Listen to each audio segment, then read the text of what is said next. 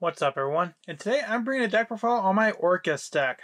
Now, funny thing, when I was building this deck, I kind of have a little bit of a PTSD. Because I played when Orcust was like the top deck, and I do not have fond memories with Orcust. Not for the fact that it was meta, like when I didn't have any problems with Salamangreats, Thunder Dragons, Sky Strikers. I was fine playing against those, but Orcust just like I saw it everywhere. Like, my locals was probably like 85% Orcust and 10%, 15% rest of the stuff. So it was a very weird feeling building this deck, a deck that I used to hate so much. And now that I have tested with this deck, I realized, man, it misses hardcore so much. Now, before we get into the video, I just want to remind you to subscribe, because 90% of you watching this video are not subscribed. But there's a solution. Hit that subscribe button, watch all the videos, and that'll change that stat real fast. Now let's get into the video. First, I run 3 Orcust Nightmare. Orcust Nightmare is it's essentially a full spell for your Dark Machine monsters. When it's in the grave, you can banish it to send 1 Dark Machine. This is very important in this deck. Next, I run the 3 Gearsu, the Mekk-Knight, the Orcust Mekk-Knight. Yeah, the original copy is like $30. This was like, I don't know, like a few bucks. If this card is or special summon, you can send an Orcust or World Legacy card from your deck to your hand, so it's a Foolish Burial, much like a Nightmare. And then, of course, with it being a Mekk-Knight, well, it's different from your regular Mekk-Knight. If there are 2 or more cards in this card's column, treat this card as a tuner this turn. So it opens like up the option for synchro plays. If you control no other monsters, you can special summon 1 World Legacy token to both players' field and defense position, which isn't bad. You can use it for a Rusty Bardiche.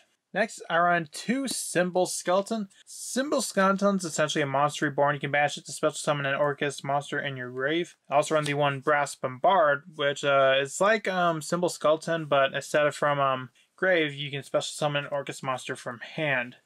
I also run the 2 World Wand. World Wand, you can banish it to special summon 1 of your banished Orcust monsters from, well, that is banished. So it's pretty good, again, more monsters on the field. Also run 2 Gizmek, Orochi, the Serpent Sky Slasher. Now, Gizmek, well, I got multiple Gizmeks now, but Gizmek, you can banish 8 cards up the top of your deck to special summon it from hand or grave. Now, this is a quick effect, so you can do it during your opponent's turn too. And if anything, it gets another body on the field, so you can go into like Rusty Bardiche or the Orcust Lynx. I also run a small Danger Engine with 2 Danger Bigfoot, the 1 Tsuchinoko, the 1 Nessie, and the 1 Jackalope. Originally, I only had like these 3 dangers right here, but I added in the Bigfoot because I wanted more draw power and a little more discarding with the dangers. Also run the 1 Armageddon Knight and the 1 Dark Grepher, which they're Foolish Burials, essentially. That's what you want in this deck, a bunch of Foolish Burials. I also run 2 Phantom Knights and an Ancient Cloak and Silent Boots. Moving on to the spell cards. I run 2 Orchestrated Release. Release I don't have because it's like $15.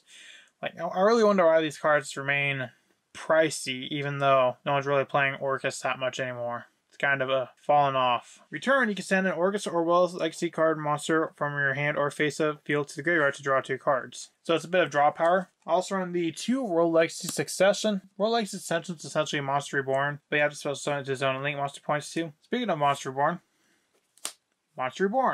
I also run the 1 Orchestrated Babel. Babel turns all of your Orcust monsters into quick effect monsters during your opponent's turn, so that allows you to do plays during your opponent's turn as well. Before Harp got banned, people were actually calling for Babel to get banned. I run the 1 Called by the Grave because you don't want to get hand trapped. The 1 Rhoda for your Grepher and your Armageddon Knight. I also run the 1 Foolish Burial and the 1 Upstart Goblin to run out the spells. Moving on to traps. I run the 2 Orcust Crescendo. Orcust Crescendo is a monster spell trap negation. However, you can only activate it while you control an Orcust Link. Next, I run the 3 Phantom Knights Fogblade. You can search Fogblade off of Rusty Bardiche and the 2 Phantom Knight monsters. So, you definitely want to max out on that because this is a negation. I also run the 1 Shade Brigandine. Sometimes it comes up, but if you control no monsters in the grave, it special summons. You can activate this to turn you like set it or something like that. And then lastly, I run 3 Infinite Impermanents to round out the main deck. Moving on to the extra deck. I run the 1 Galatea, the Orcust Automaton. Galatea cannot be destroyed by battle, and then you can target 1 of your banished machine monsters, return it to the deck, and if you do, set 1 Orcust spell trap directly from your deck. So it's good at saying Crescendo, or you can use it to get a return or Babble to the field. Oh, I actually ran 2 of them. My bad. Also run a Long Gear Stew. Long Gear Stew, target 2 of your banished machines, return them to the deck. This one's you're not going to quite go into as often, but it has a higher attack than Galatea. That's really the only reason why you run it. Next, I run the 1 Phantom Knights of Rusty Bardiche. Rusty Bardiche, when it's link summoned, you can send 1 Phantom Knights monster from deck to grave to add a add or set a either way to get a Fog Blade. And then like what you do, like you send, let's say, Silent Boots, so you get a Fog Blade, then you can banish Silent Boots to get another Fog Blade. Next, I run an IP package with Masquerena, Phoenix, and Unicorn. I also run the 1 Mecha Phantom Beast Aurodon, mainly just because it can generate tokens. There's stuff you can do with that. I also run the 1 Access Code Talker and the 1 Appaloosa to round out the links. Now for the XZ monsters, I run the 1 number 54 Lionheart, mainly because I run Aurodon. You're not likely to go into Aurodon that often, but if you do, Lionheart is the card you can use for it. I also use them for the tokens for synchro plays, but I add an extra spot. And I also run the 2 Dingirsu, Orcust of Evening Star.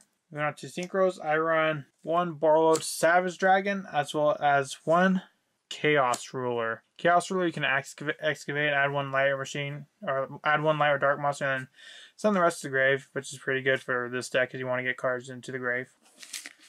Well, that's it for my Orcust deck profile. Let me know, what do you think of Orcust? Think it's a pretty cool deck? Do you think it really needs Harpor back at 1? Or 2 or 3? Honestly, I think it can come back to 3. Let me know in the comments, and I'll see you in the next video I make. Bye.